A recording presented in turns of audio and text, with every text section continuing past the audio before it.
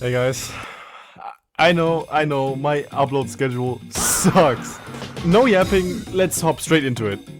Yeah.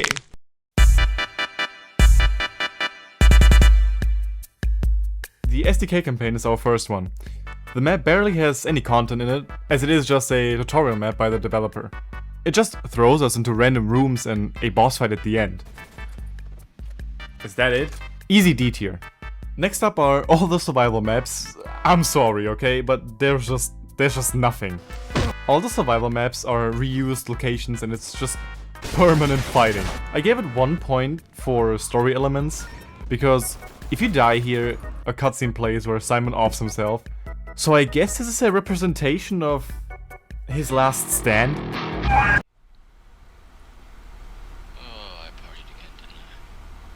Taking away the tutorial and survival maps, this one is the worst map. After waking up in a barn, we walk around for a while till we get to a gate. And we get blessed by this peak voice acting. Yeah, whoa. Then, we just get here in this place, which is completely empty. Besides some monsters, and this hole in the wall. Which leads to... Black Cube?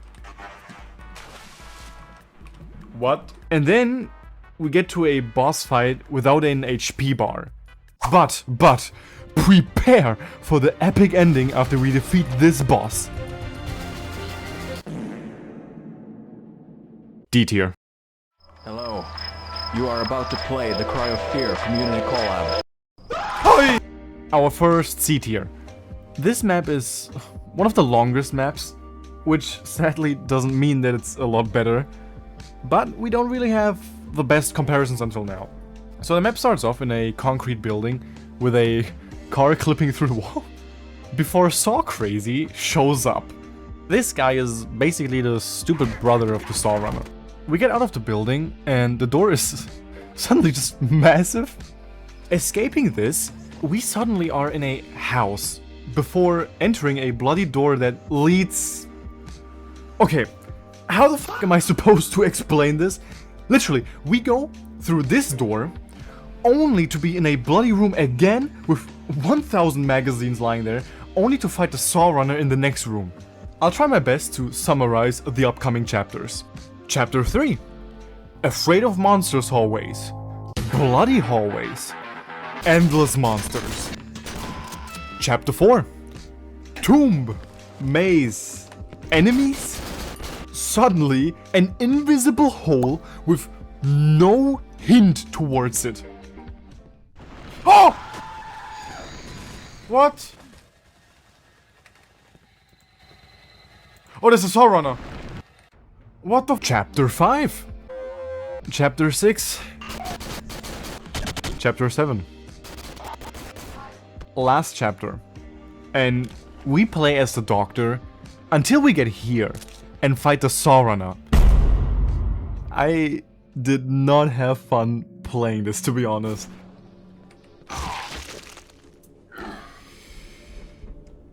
Okay, I couldn't even tell you what's happening aside from a lot of enemy spamming. And the only reason that this map is C tier is because some of the maps were looking pretty decent and unique, like this hallway for example, or this tomb. But aside from that, trash. Hotel Terror. The map starts with us going to the hotel, nothing happening, until we get locked into the hotel and look at a conveniently placed letter telling us we are haunted. We get a slow build-up with just subtle spookness, until it completely escalates with us escaping and falling down the bridge. And we get hit with the "it was all a dream." No. This map was quite the opposite from the last one, being a lot faster, and the slow build-up was really well done, but it got really rushed towards the end.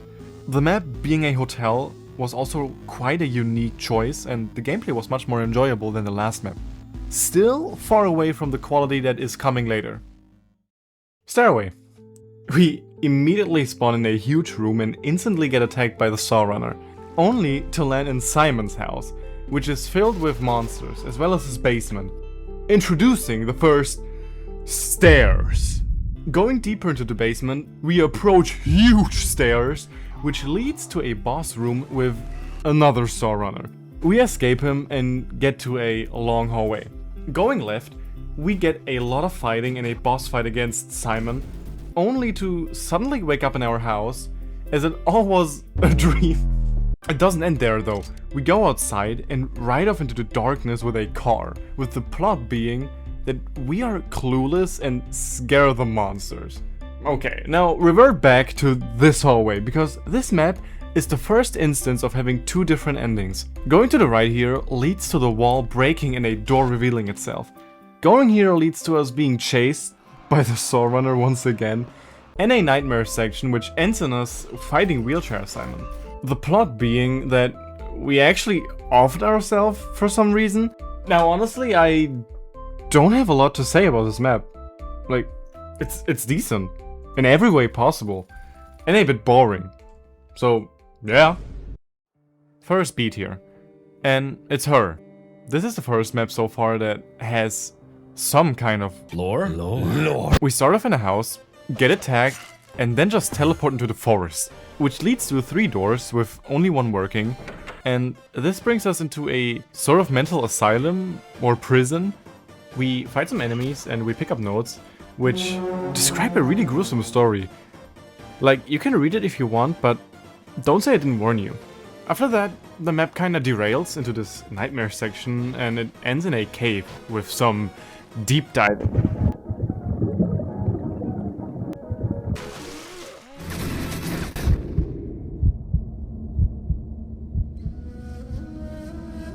Next up is the Scrolls of Shaimoon.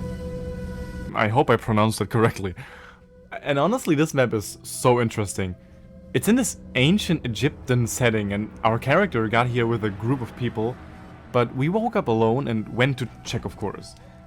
Going deeper and deeper into the tomb, past corpses and entities stalking us, eventually entering a room where Sophie is. Nah, she's dead. Going even deeper, we start to fight mummies. The MP9 is doing a lot of work here, by the way. It was really worth buying this in my last ranking video. Sorry for giving you an F rank though. I also love how the saving mechanic is done via the golden statues. It's a really neat idea. Now of course, because it's Cry of Fear, we gotta have a nightmare section. And because that was so great, we also gotta have a Afraid of Monsters one. And I swear, the one thing that seems to be in every single map so far is the Saw Runner. And with that, the map ends. To be continued. Now usually this would be the end of it, but the creator of this map actually made an updated version of this. And there's so much more in it, like... It would take me a long time to cover it in this video, so please just play it yourself if you can. And take this clip as selling point. Oh my god. Oh, okay, I mean I had a couple of years to do that. Why was I so fast just a second ago? Yo, what? The Hole. This map lives up to its name, because there's a literal hole you have to enter, which brings you in a seemingly endless cave system, until there's a huge cave and you fight the Abomination for ending 1. My description is cutting it pretty short. There was a whole section before the cave, and the cave itself had a lot of gameplay and cool areas. Not that unique, but hey, at least no Saw Runner for once. Now, when we get chased by the Saw Runner here, we can enter the last door to the right. Here we get a note hinting at a key in this area. Picking it up, we have to backtrack all the way to the start of the map to unlock a specific door.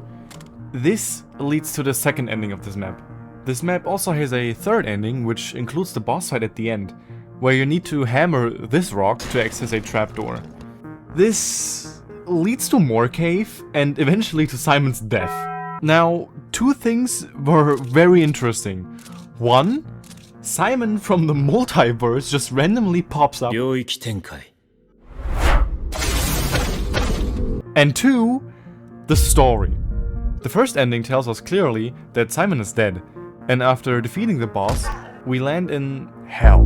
The third ending shows us how we try to run away, only to end up dead anyway. And in the second ending, we don't die, because it was all just a dream! Welcome to the Cry of Fear Halloween collaboration.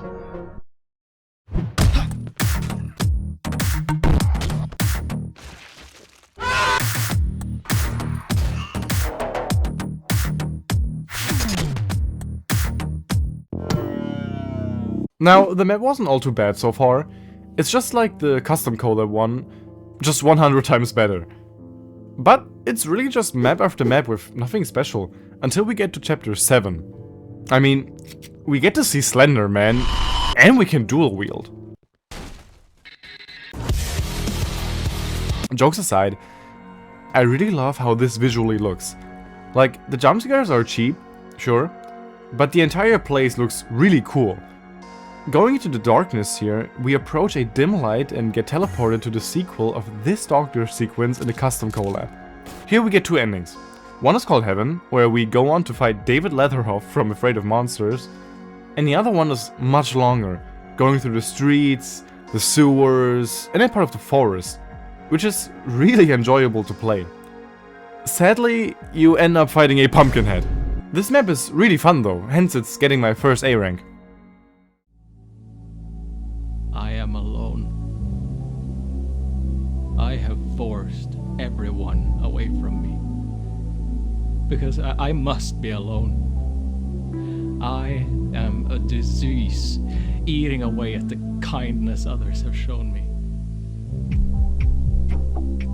This map has one of the best build-ups, starting in a asylum-like room before having a long forest walk with a conversation in the background between Simon and Dr. Adams. Now, Simon. Basically talking about Sophie and Dr. Purnell's death, and how unhappy Simon is with all that. We get this cool shot, and then we shoot ourselves, landing in the same asylum room once again. This time, we can explore the premise with the goal in mind to escape, and after a while, we get sucked into a hallucination, seeing a traumatic experience repeat itself for Simon. The asylum starts to get twisted, with chairs floating, hanging bodies, and whatever this is. This leads to the next nightmare section, in which we fight a Tsar. Defeating him, we get to drop down to the sewers, and we travel through them until we get flushed out to the forest. Picking up the lantern here teleports us to a nightmare section that ends with Sophie once again, and we are ultimately asked to sacrifice our lantern. Doing so gives you a shotgun and a phone, and the map ends with this chapter. You just go to the house and into the basement to suddenly fight this. Now this acts as the good ending. Defeating it leads to this conclusion where Simon is very happy. If you don't give up the lantern here, the ending gets really twisted, with parts of Sophie's face hanging at this thing. This obviously leads to the bad ending, which is basically ending 1 of the original game. You know, the one with the "fuck you". Now this map legitimately had an S tier start, but as it went longer and longer, it went downwards in the quality. It's still a great map though. Manhunt. This one is very different, because it's one of the co-op campaigns, and it's really great. I sadly had issues with crashes. Oh no. 5 minutes later. Wait! Oh my god. So I had to kind of speedrun through the map. I haven't even gotten to the point where I was before and it crashed again. Anyway, Manhunt is a what-if scenario in which Dr. Purnell is evil and Simon already died. So you, the police, go through a completely new environment. Even a freaking car driving sequence. To be fair, it's wonky, but give some credit. In general, this map is really fun. I especially love this area with the gas station. I don't know, it just doesn't look like Cry of Fear, if you get what I mean. In the end, we get a boss fight against Nightmare Simon, and then the cops just arrest the doctor. And that's it.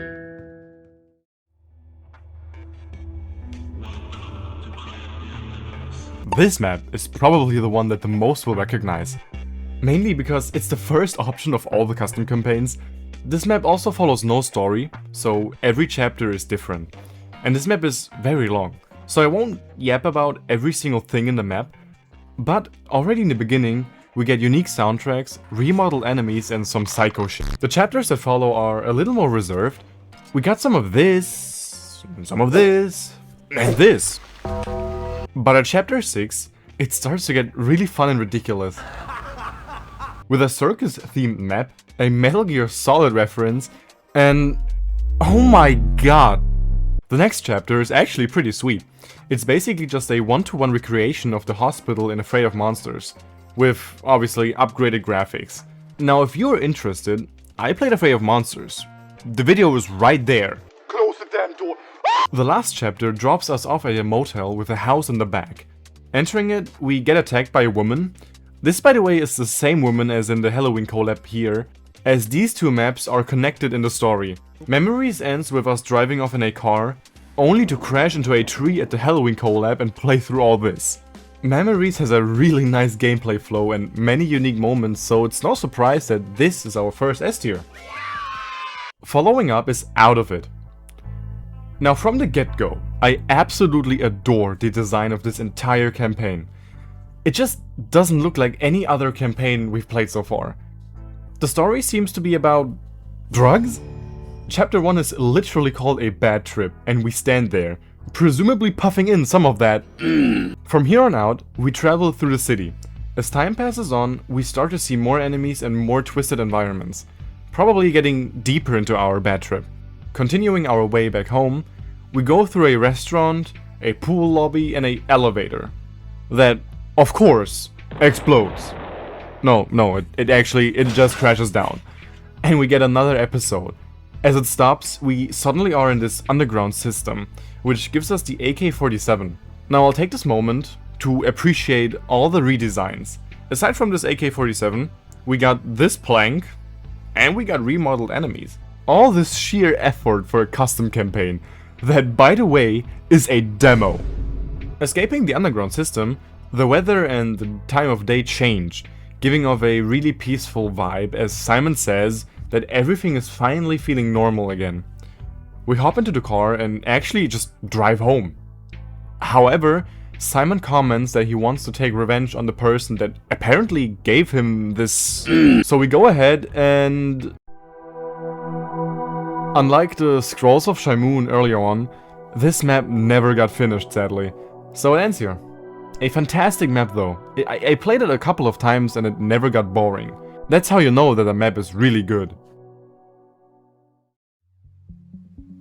The next map is the main co-op campaign, which is probably the one that the most casual Cry of Fear players and viewers know of. Similar to Manhunt, you also play a police officer here and it's another what-if scenario.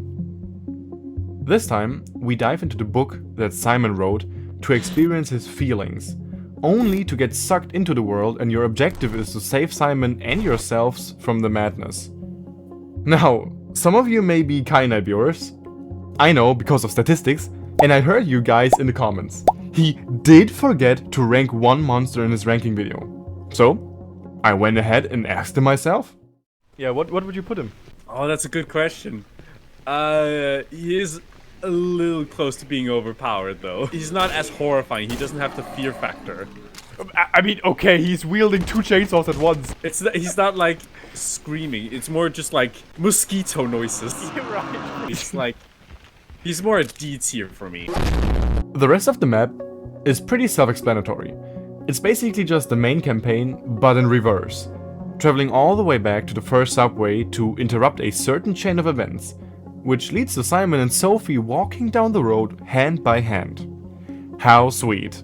Now it's not just a one-to-one copy of the main campaign. Some of the areas went under a lot of changes, especially the lake, which has an entire area to walk on, and this enemy which is literally in no other custom map than this one. And the other difference is a bunch of enemies and random boss fights. I mean, it's designed for co-op gameplay. Manhunt had this same theme as well, so I can't complain. Besides, I may be biased because of how nostalgic this campaign is. I played it with a bunch of people and also completed it on Nightmare difficulty with some of the best speedrunners in this game.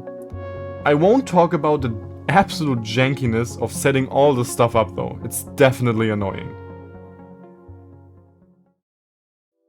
Now we are already at the last and best map of this video. I mentioned a bonus map in my intro, and it is Jackie Tapes.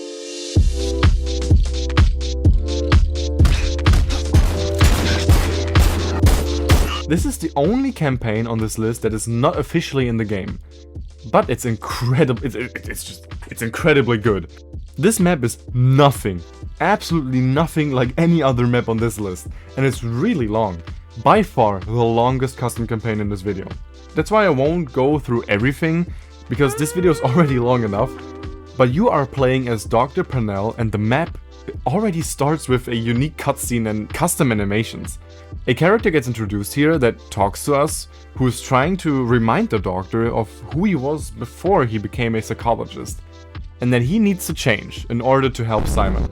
We get told to insert a tape, which puts us into another world, it seems, in which we go through a remodeled version of the asylum and end up fighting regret, a metaphor for accepting our sin, instead of regretting it. After the fight, we return to this house, which is basically our save point after every tape we are playing through. In the bedroom on the top, we have a mirror that ports us into another place? Where we get a big lore dump on the past of the Doctor, before having a big fight in a theater, and winning all this gets us the next tape to continue. DVD. Oh damn, animations! Animations, damn! And my game crashed. Now basically, the next 3 tapes that we collect are basically just challenges. The first one is about escaping quickly, the second one about surviving and holding on, and the third is just pure hell. No! No, no, no! I'm so... Please. Now I'll take this moment though to appreciate the heck out of the map designs and custom songs. Just look at all this. It reminds me of the Zen part of Half-Life.